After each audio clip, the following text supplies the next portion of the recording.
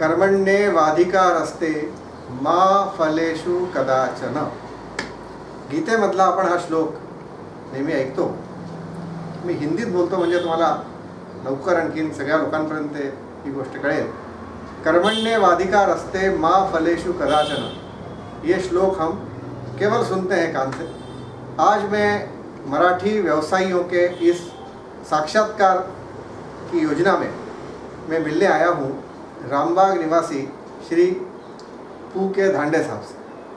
आप पूछेंगे कि मराठी व्यवसाय में इनका क्या योगदान. तो व्यवसाय का मतलब ऐसा होता है कि समाज में हम कुछ करें और उसके उपलक्ष्य में हमें कुछ मिले, उसे व्यवसाय कहते हैं. लेकिन ये एक ऐसे व्यवसाय है मेरे हिसाब से जो सिर्फ और सिर्फ कुछ किया जाए और उसका फल उस संस्था को अच्छे से सुदृढ़ होने में मिले. मतलब इन्हें खुद मिले या स्वयं मिले ऐसी कोई अपेक्षा नहीं है. रत्ती मात्र भी मैं इनको विगत 15 वर्षों से करीब जानता हूँ और मैंने एक चलती फिरती हुई एक कार्यशाला अपने जीवन में देखी. ऐसी मेरी बहुत दिनों से प्रतीक्षा थी कि मैं पू के धांडे साहब का साक्षात्कार लेने आऊँ.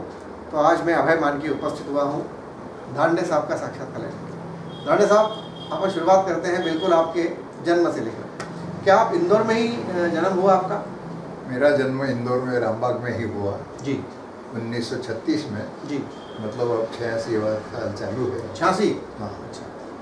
और 35 साल से मैं सेवानिवृत्त होकर जो बने अपने से वो कार्य करते रहने में विश्वास रखता हूँ. जी. मैंने कभी होता है, कभी नहीं होता है. इसके बारे में चर्चा करने से कोई अर्थ नहीं. हाँ बढ़िया.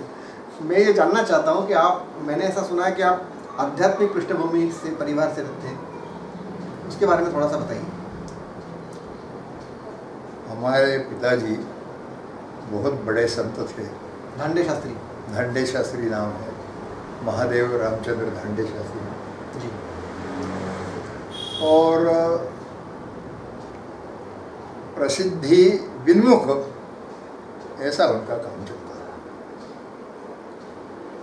किसी की तरफ से 2 पैसे मांगना या कोई जादुई काम बताना, इन सब बातों पर, व्यावहारिक बातों पर उनका कोई विश्वास नहीं था और वो चाहते भी नहीं थे.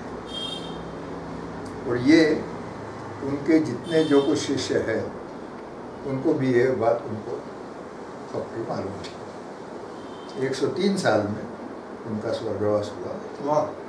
और उनकी पादुकाएं पंत विद्या कॉलोनी में समर्थ मठ के पीछे मुसली साहब रहते हैं, वहाँ उनकी पादुकाएं एवं मूर्ति दोनों जगह स्थापित है.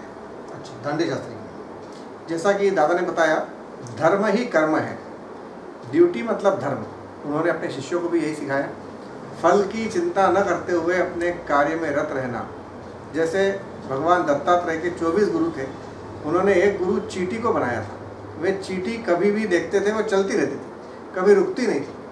रुकती भी है चींटी तो किसी दूसरी चींटी को कोई संदेश देने के लिए रुकती है.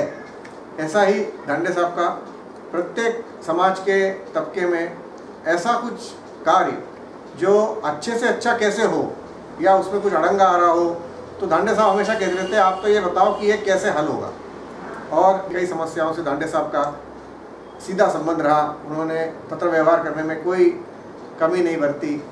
और धांडे साहब की सोच ये है कि उसका लाभ, जो भी योजनाएं चल रही हैं, उसका लाभान्वयन अधिक से अधिक और जल्दी से जल्दी किया जाए. तो अब मैं धांडे साहब के थोड़े से जन्म की तरफ आता हूँ. तो आपका शिक्षण वगैरह कहाँ हुआ धांडे साहब? पूरा शिक्षण इंदौर में ही हुआ. अच्छा. ग्रेजुएशन गुजराती कॉलेज में हुआ, कॉमर्स से? हाँ. अच्छा. और उसके बाद जो सर्विस लगी जी. कहाँ थे आप जॉब में? सबसे पहले मैं स्टेट बैंक ऑफ इंडिया जी खंडवा में लगा. अच्छा. और रिटायर जो है वो सीहोर ब्रांच से हुआ. सीहोर ब्रांच. अच्छा. उसके बाद अपन कोई ऐसा व्यावसायिक या नौकरी इसके पीछे अपन नहीं लगे. वैसा कोई मौका भी नहीं मिला और नहीं भी. इसलिए अपन अपने से जो जो काम बन सके अथवा समाज में या सरकार की तरफ से कोई काम बराबर नहीं हो रहा है तो उसके लिए पत्र लिखने की मैंने एक ठान ली और उसके मुताबिक मैं अपना काम कर रहा हूँ। तो अभी तक आपको कभी कभी ऐसा लगता होगा कि अपन इस उम्र के पड़ाव पे आके आपके परिवार से ऐसा कुछ संदेशा मिलता होगा कि कहाँ झंझट पड़े हो आप, आपके करने से क्या होता है, तो कभी ऐसे नेगेटिव या नकारात्मक विचार लोगों के द्वारा बताए गए आपको? नहीं, उन्होंने कहा भैया अब आपको जो करना है उसमें उनकी कोई अड़ंगा तो था नहीं जी, क्योंकि मैं पत्र लिखूँ उनको क्या ऑब्जेक्शन सही बात जी, कोई सवाल नहीं। उनको ऐसा लगता था कि हाँ भाई बहुत सारे पत्र लिखने से जिसको पत्र मिलेगा वो उसको पढ़ेगा भी या नहीं, और पढ़ेगा तो उसके मुताबिक कार्य करेगा कि नहीं, इसका तो कोई भरोसा नहीं रहता। It is next to impossible. इसलिए मैं अपना जो कुछ ठीक लगा, जो कुछ सही नहीं है, ऐसा बताने का प्रयास करता हूँ, और उसका क्या इलाज हो सकता है, कैसे कम से कम खर्चे में सरकारी कोई काम हो सकता हो, ये दिखाने का, या अन्य तरीके से बहुत सारे काम रहते हैं वो मैं करने का प्रयास करता हूँ जी। चलिए एक पहला उदाहरण देखें पत्र का। आप देखेंगे कि आजकल समाज में इतने ज़्यादा अपराध हो रहे हैं, अपहरण हो रहे हैं, रेप हो रहे हैं, सामूहिक बलात्कार हो रहे हैं, डकैती हो रही है, चोरी हो रही है, और आप उसके लिए तो कुछ नहीं कर सकते। ये अधिकाधिक रोज बढ़ रही है, लेकिन हर 2-3 दिन में एक केस पेपर में तो आती ही है कि किसी जज ने या मजिस्ट्रेट ने उसको, अपराधी को सजा दी, उम्र कैद हुई या फांसी की सजा हुई। अब ये जो अपराध होते हैं उसमें 100 अपराध में से करीब 30-35 तो पुलिस तक पहुंचते हैं, बाकी पुलिस तक नहीं पहुंचते, दबा दिए जाते। जो 30-35 पुलिस तक आते हैं उसमें से 1 या 2 कोर्ट में जाते हैं, 3-4 मान लो, और इनमें से 3-4 जो है उसमें से एक आध को सज़ा होती है, 2-3 छूट भी जाते हैं। कैसे छूट जाते हैं उसके बारे में बताने की ज़रूरत नहीं। डिले होता है, गवाहों को तोड़ा जाता है, क्या धमकियाँ दी जाती है।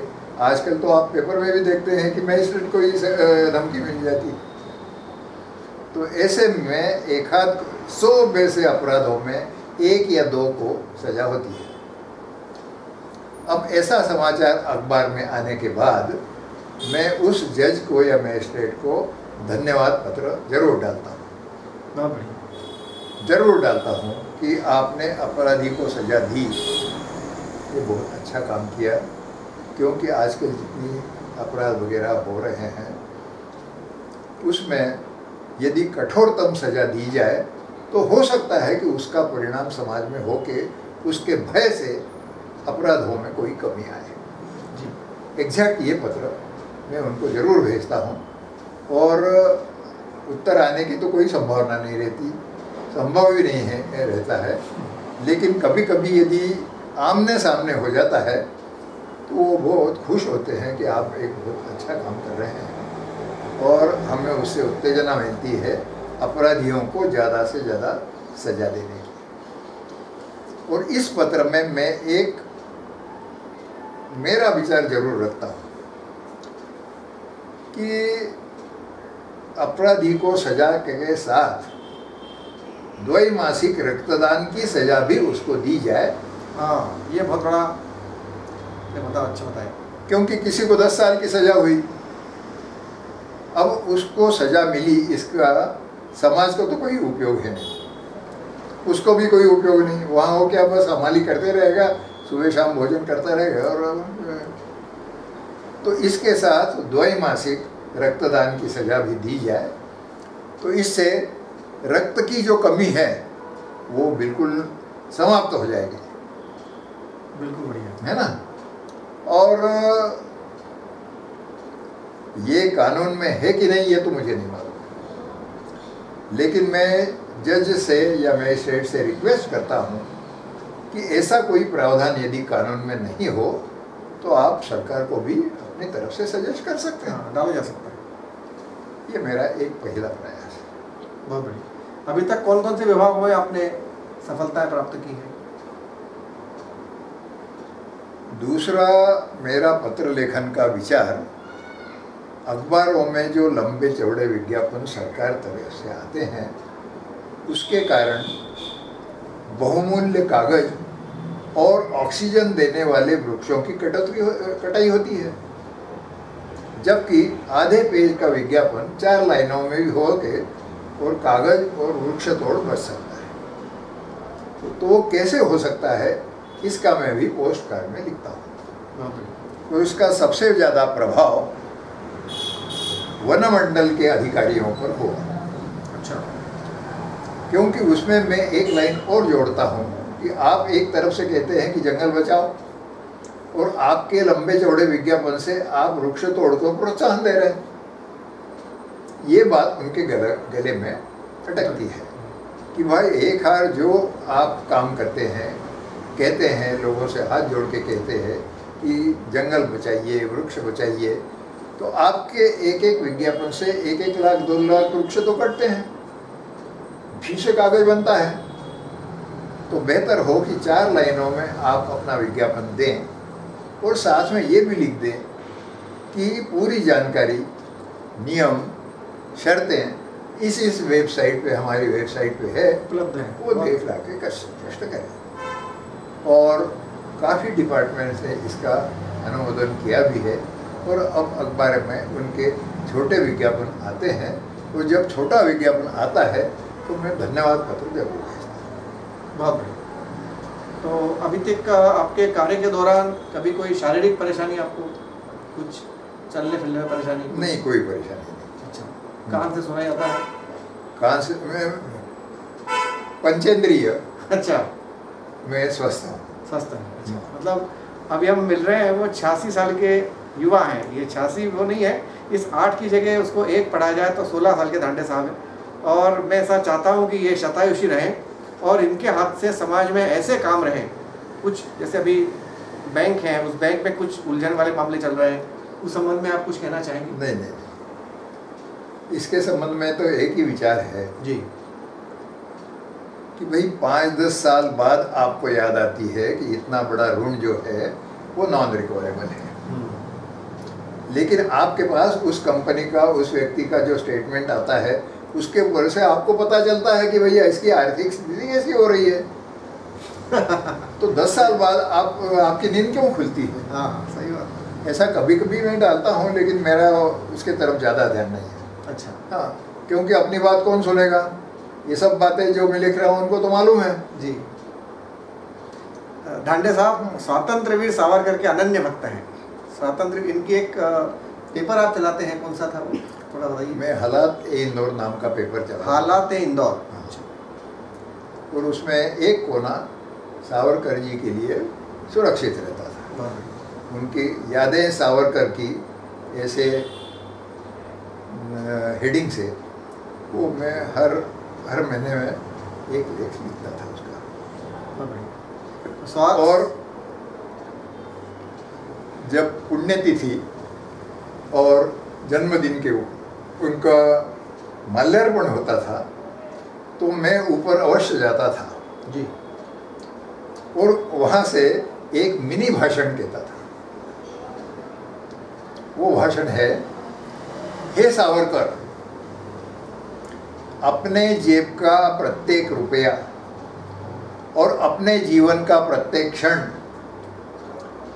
देश कार्य में खर्च करने वाले हे सावरकर, आज तुम्हें सांप्रदायिक, ब्रिटिश के एजेंट, सरकार विरोधी काम वगैरह वगैरह अनेक तरह के दूषण दिए जा रहे हैं। इसलिए मैं आपको एक ही प्रश्न पूछना चाहता हूँ कि इस कृतघ्न हिंदुस्तान में तूने जन्म क्यों लिया? ये मेरा मिनी भाषण कई सालों तक चलता था बहुत बहुत धन्यवाद धांडे साहब, आप हमारी इस योजना में शामिल हुए।